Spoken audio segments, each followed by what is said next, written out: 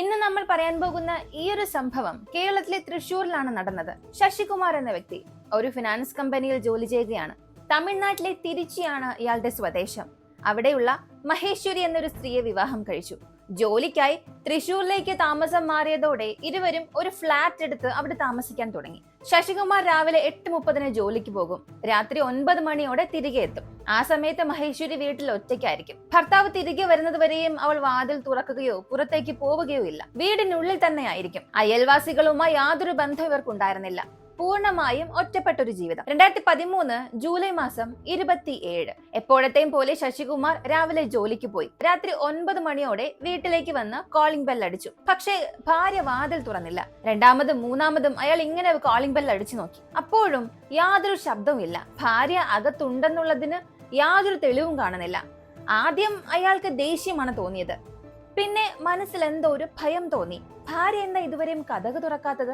മനസ്സിൽ ചിന്തിച്ചുകൊണ്ട് വാതിൽ പൊളിക്കാൻ ശ്രമിച്ചു. പക്ഷെ അയാളെ കൊണ്ട് ഒറ്റയ്ക്കത് സാധിച്ചില്ല. പിന്നീട് താഴേക്ക് വന്ന് സെക്യൂരിറ്റി ഗാർഡിനെ വിളിച്ച് ഇരുവരും ചേർന്ന് വാതിൽ പൊളിച്ച് അകത്ത് കടന്നു.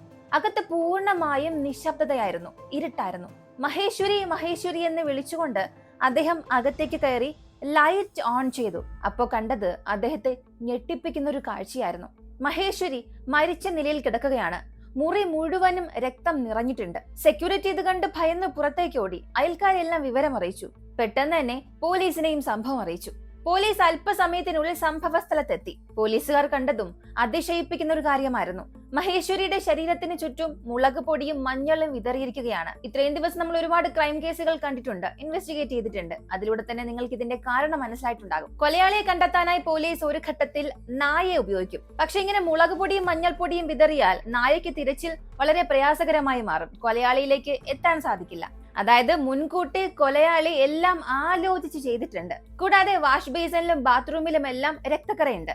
അതായത് അവൻ അവിടെ കൈ കഴുകിയിട്ടുണ്ടെന്നാണ് അർത്ഥം. പോലീസ് ഉടൻ തന്നെ ഫോറൻസിക് സംഘത്തെ വിളിച്ചു അന്വേഷണം ആരംഭിച്ചു. എന്നാൽ അതിനു മുൻപ് തന്നെ പോലീസുകാർക്കൊരു വിചിത്രമായ സംശയം തോന്നി. ശശികുമാർ വീട്ടിലെത്തിയപ്പോൾ വാതിൽ അകത്ത് നിന്നാണ് പൂട്ടിയിരുന്നത്.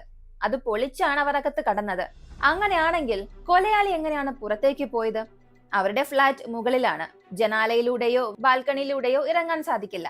അതായത് കൊലയാളി വീട്ടിൽ നിന്നും എങ്ങനെ പുറത്തേക്ക് പോയി എന്നുള്ളതാണ് വലിയൊരു രഹസ്യം. ആദ്യം പോലീസ് ചിന്തിച്ചു ഒരു പക്ഷേ മഹേശ്വരി ആത്മഹത്യ ചെയ്തതായിരിക്കുമോ എന്ന്. പക്ഷെ ഉടൻ തന്നെ അത് അസാധ്യമാണെന്നും മനസ്സിലായി. കാരണം അവരുടെ കഴുത്ത് മുറിച്ച അവസ്ഥയിലായിരുന്നു. മുറി മുഴുവനും രക്തവും മുളക് പൊടിയും മഞ്ഞൾപ്പൊടിയും എല്ലാം നിറഞ്ഞിട്ടുണ്ട്. ആത്മഹത്യ ചെയ്ത ഒരാൾക്ക് അതിനുശേഷം മുളക് പൊടി വിതറാൻ സാധിക്കില്ലല്ലോ. അപ്പൊ ഇത് നിശ്ചയമായും തീർച്ചയായും കൊലപാതകം തന്നെയാണ്. ഫോറൻസിക് ടീം എത്തി വീടിന്റെ എല്ലാ ഭാഗങ്ങളും പരിശോധിച്ചു. വിരലടയാളം, ഫുട് പ്രിന്റ്സ് എല്ലാം പരിശോധിച്ചു. മുളക് പൊടിയും മഞ്ഞളും അടുക്കളയിൽ നിന്ന് എടുത്തതാണെന്ന് അവർ കണ്ടെത്തി. അതേസമയം വാഷ് ബേസിനിലും ബാത്റൂമിലും രക്തക്കറകൾ കണ്ടു. ഇത് 2 തരം സാധ്യതകളാണ് അവിടെ സൂചിപ്പിക്കുന്നത്. ഒന്നാമത്തേത്, കൊലയാളി അവളെ കൊല്ലുമ്പോൾ തന്നെ രക്തം പുരണ്ടിരുന്നു, അതുകൊണ്ട് അയാൾ കൈ കഴുകിയിട്ടുണ്ടാകാം. രണ്ടാമത്തേത്, കൊലക്കിടയിൽ അയാളുടെ കൈ മുറിഞ്ഞിട്ടുണ്ടാകാം, രക്തം വാർന്നത് കൊണ്ട് കൈ കഴുകാൻ പോയിട്ടുണ്ടാകാം. രണ്ടാമത്തേതാകാൻ സാധ്യതയാണെങ്കിൽ കൊലയാളിയുടെ DNA സ്ഥലത്ത് ലഭിക്കാനുള്ള സാധ്യത കൂടുതലാണ്. അതിനാൽ ഫോറൻസിക് സംഘം എല്ലാ രക്തസാമ്പിളും പരിശോധിച്ചു. പോലീസ് അപ്പോ ചിന്തിച്ചത്, ഇവർക്കെതിരെ കൊലപാതകം നടത്താൻ ആർക്കാണ് ഇത്ര പ്രേരണ? ഇവർക്കാണെങ്കിൽ കേരളത്തിൽ ബന്ധുക്കളോ സുഹൃത്തുക്കളോ ഒന്നും തന്നെ ഇല്ല. അപ്പൊ പിന്നെ ഇവരെ കൊല്ലാൻ ആർക്കാണ് ഇത്ര ആഗ്രഹം? വീട്ടിൽ അന്വേഷണത്തിനിടെ അലമാരകൾ തുറന്ന നിലയിൽ കണ്ടു. അവിടെ എന്താണ് സൂക്ഷിച്ചിരുന്നത് എന്ന് പോലീസ് ശശികുമാറിനോട് ചോദിച്ചു. അവൻ പറഞ്ഞത്, സർ, എന്റെ ഭാര്യയുടെ സ്വർണ്ണ മാല, വള, കമ്മൽ, ആകെ 5-6 പവൻ സ്വർണം ഇപ്പൊ ഒന്നും കാണുന്നില്ല. കൂടാതെ വീട്ടിലുണ്ടായിരുന്ന 1 ലക്ഷം രൂപ പണം, അതും കാണുന്നില്ല.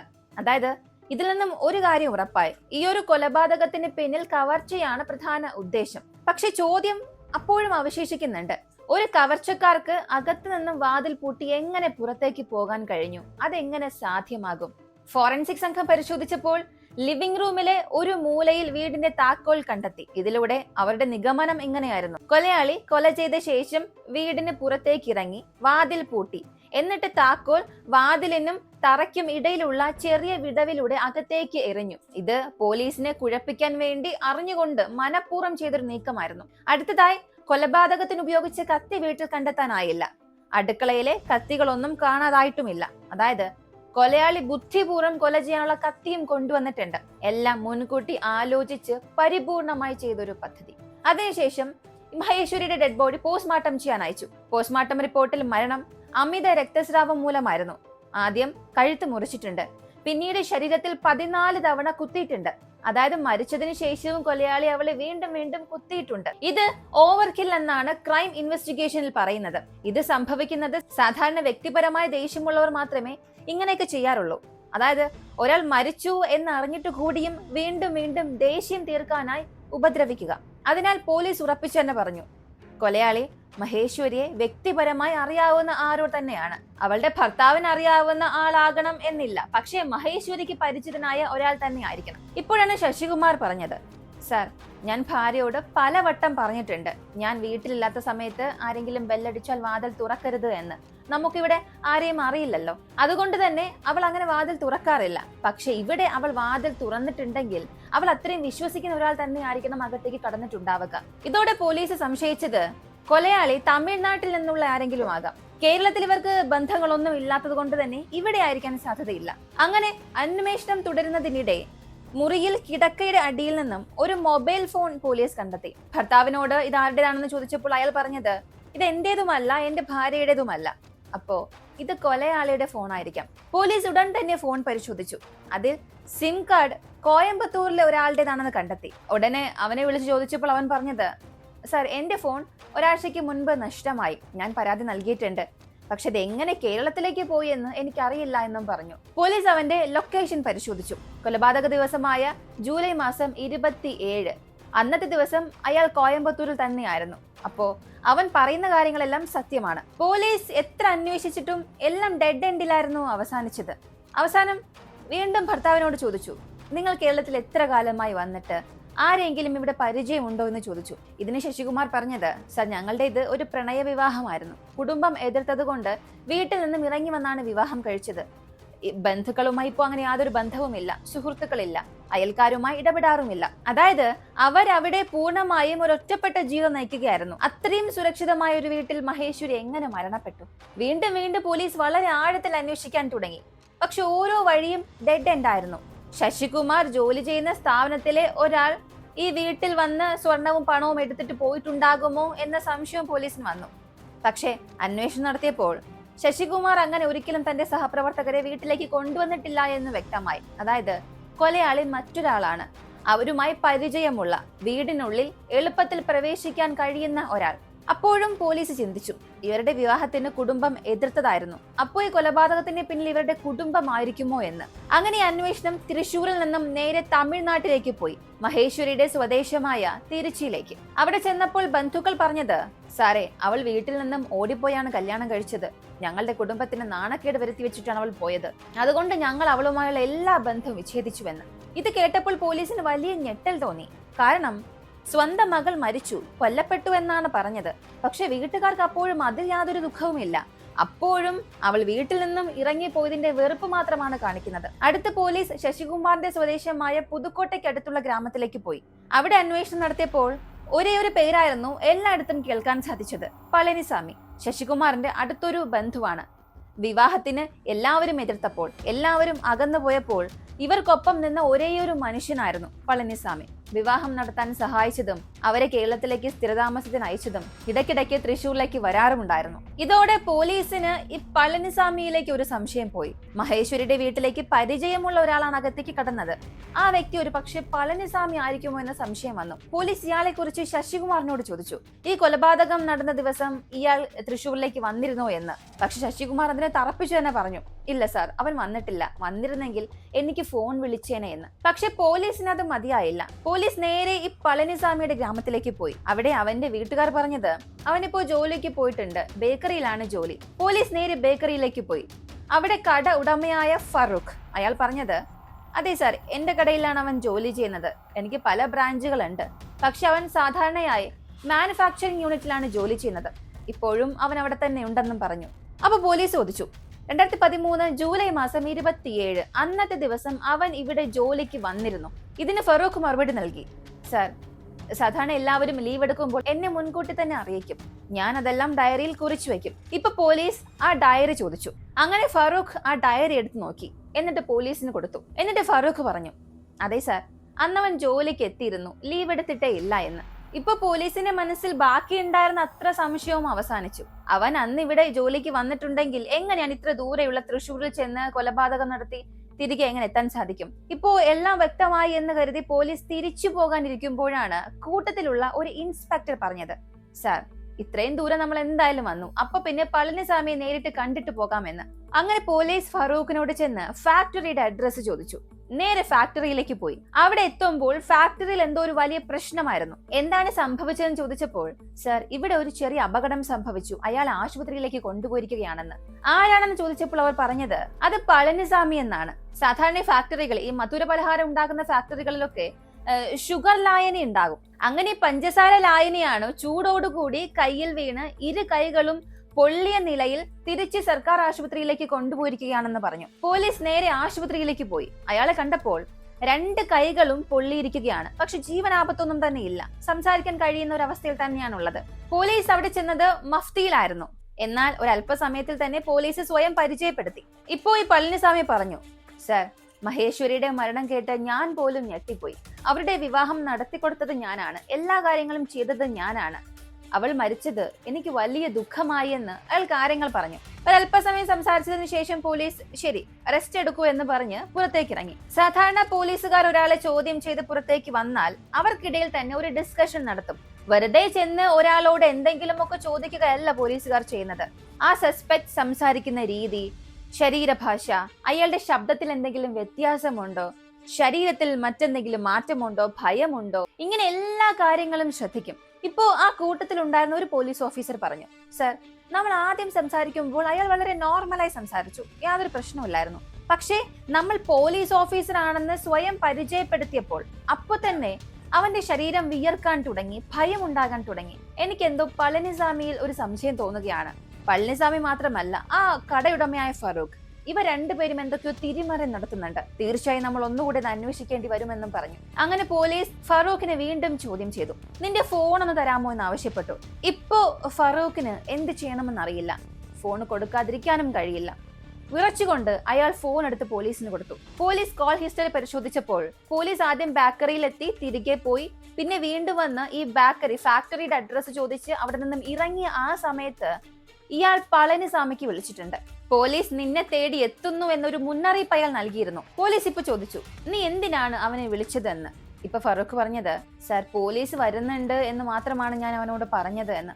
ഇപ്പൊ തന്നെ പോലീസിന് ഫറൂഖിൽ സംശയം വ്യാപിച്ചു. അവനെ പിടിച്ച് കഠിനമായി തന്നെ ചോദ്യം ചെയ്യാൻ തുടങ്ങി. അവസാനം അവൻ എല്ലാം സമ്മതിച്ചു. സാർ കൊലപാതകം ചെയ്തത് പളനിസ്വാമിയാണ്. അവൻ ആ വീട്ടിൽ കയറി സ്വർണവും പണവും എല്ലാം എടുത്തു. എനിക്ക് 1 ലക്ഷം രൂപ തന്നു. പകരം അവൻ ചോദിച്ചത് അന്നത്തെ ദിവസം അവൻ ബേക്കറിയിൽ ജോലിക്ക് വന്നിരുന്നു എന്നുള്ളൊരു തെളിവ് മാത്രമാണ്. ഇതെല്ലാം കേട്ട് പോലീസ് നേരെ ആശുപത്രിയിലേക്ക് പോയി. പളനിസ്വാമിയെ വീണ്ടും ചോദ്യം ചെയ്തു. നീയല്ലേ കൊലപാതകം ചെയ്തത്? നിനക്കെല്ലാം അറിയാം. നിന്റെ കൂട്ടുകാരൻ ഫറൂഖ് എല്ലാം പറഞ്ഞു കഴിഞ്ഞു. ഇത് കേട്ട നിമിഷം തന്നെ പളനിസ്വാമിയുടെ മുഖമെല്ലാം മാറി. വിയർപ്പിൽ മുങ്ങി അയാൾ കരയാൻ തുടങ്ങി. സർ ഞാൻ തന്നെയാണ് കൊലപാതകം ചെയ്തത് സർ. ഇങ്ങനെ അവൻ സമ്മതിച്ചു.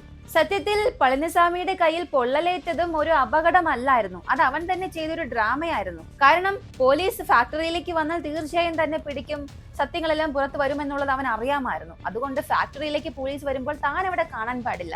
അതുകൊണ്ടാണ് അറിഞ്ഞുകൊണ്ട് തന്നെ ഈ ചൂട് പഞ്ചസാര ലൈനിൽ കൈകൾ മുക്കി പൊള്ളലേൽപ്പിച്ചത്. പളനിസ്വാമി വർഷങ്ങളായി കടബാധ്യതയിൽ മുങ്ങിക്കിടക്കുന്ന ഒരാളായിരുന്നു. പണം വേണമെന്നുള്ളൊരു ദാഹം അവനെ തെറ്റായ വഴിയിലേക്ക് തിരിച്ചുവിട്ടു. അവൻ തന്നെയാണ് മഹേശ്വരിയുടെയും ശശികുമാറിന്റെയും വിവാഹം നടത്തിക്കൊടുത്തത്.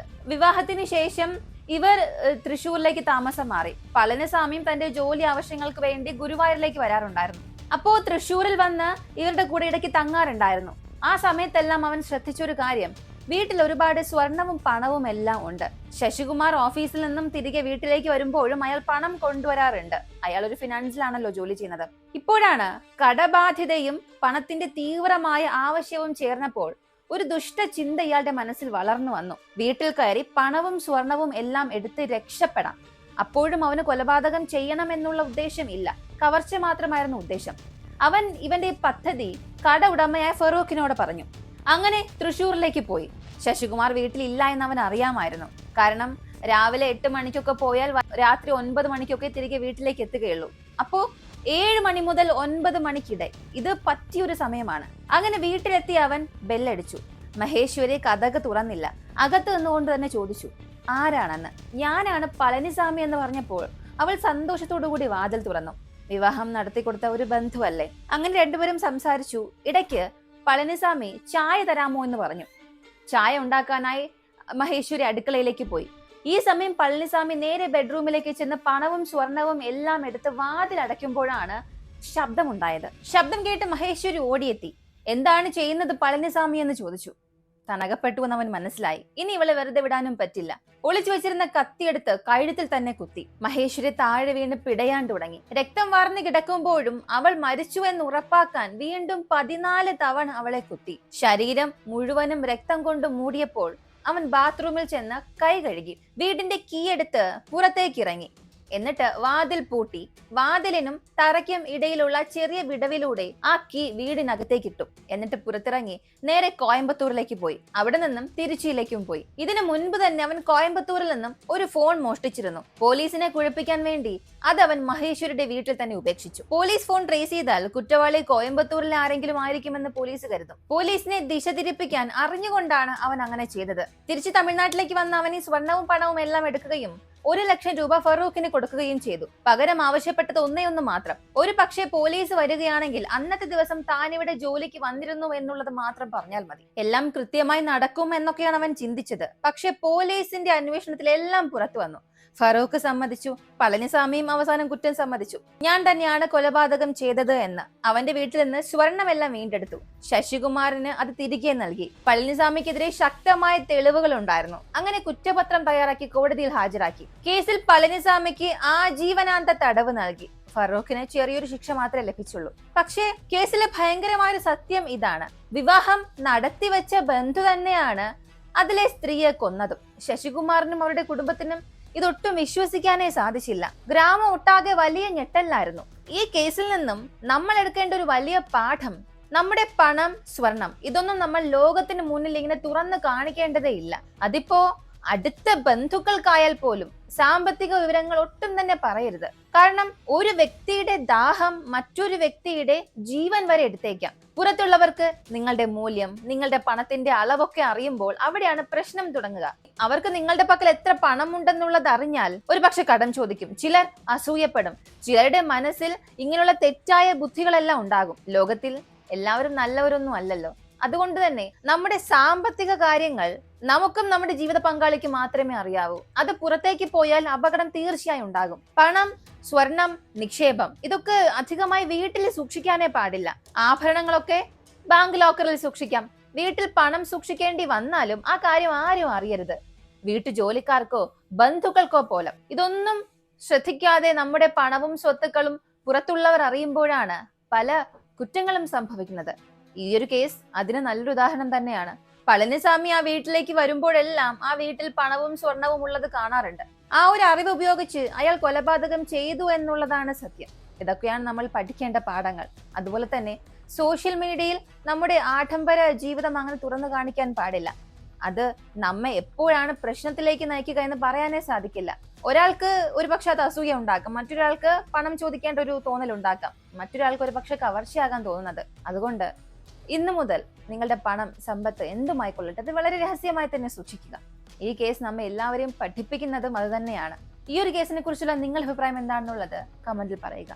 ഇങ്ങനെയുള്ള വളരെ വ്യത്യസ്തമായ കേസ് ഇൻവെസ്റ്റിഗേഷനൊക്കെ അറിയാൻ താല്പര്യമുള്ളവരാണ് നിങ്ങളെങ്കിൽ ഇപ്പൊ തന്നെ നമ്മുടെ ചാനൽ സബ്സ്ക്രൈബ് ചെയ്യുക. മറ്റൊരു വീഡിയോയുമായി വീണ്ടും കാണാം.